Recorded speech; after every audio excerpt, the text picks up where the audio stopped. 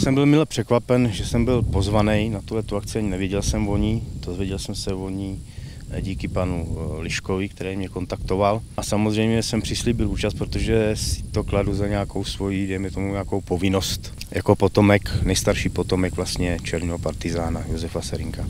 Ty informace jsem přišel jako kluk, když jsem jezdil tady na Vysočinu na prázdní do Bystřice nad Perštýnem, tak už tam jsem věděl, že to byl partizán. Někteří ty starší ještě dnes už asi nežijící lidé mě říkali, kdo to byl. Víc mě to spíš začalo zajímat, dejme tomu asi tak řeknu 5-8 let zpátky, když jsem se začínal dozvídat díky internetu. Hlavně jsem se začínal dozvídat určitý věci.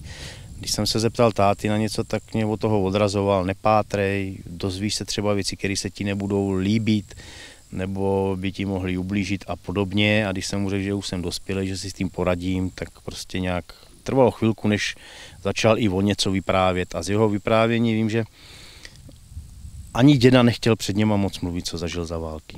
My jsme odjakživa s Mikým Impor a na Šumavě žije rodina Serynková, která má měkký Impor. Tak jsem si říkal, že to může být buď, že někdo přežil ještě, z toho jsem byl teda vyvedený, že přímo z té rodiny dědovi nikdo nepřežil. Nedávno, nevím, jak je to dlouho, někdo oslovil se mě ptal, jestli jsem hrdý a pyšnej na toho, jakýho jsem měl předka. Já jsem mu odpověděl prostě od srdce, že si myslím, že člověk pyšnej může být na to, co sám vykoná a sám, dejme tomu, vychová nebo uskuteční, ale jsem strašně rád, že můj děda byl takový, jaký byl, že to byl neobyčejný člověk. A když se člověk takhle zamyslí, když čte třeba i ty jeho paměti někdy, tak se nad tím takhle zamyslím a přítelkyně moje se mi zeptá, ty nečteš, koukám do stropu. Tak jsem si tady něco přečetl, přemýšlím, jestli vůbec by to někdo v dnešní době přežil. Jestli byl schopný přežít za těch podmínek, který měl on.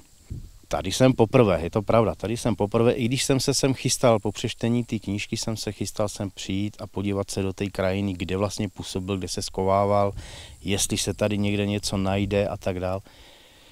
Tak jsem tady dřív, díky tady té akci jsem dřív, bohužel jenom takhle na otočku, ale určitě si nějaký čas udělám a chci se sem podívat.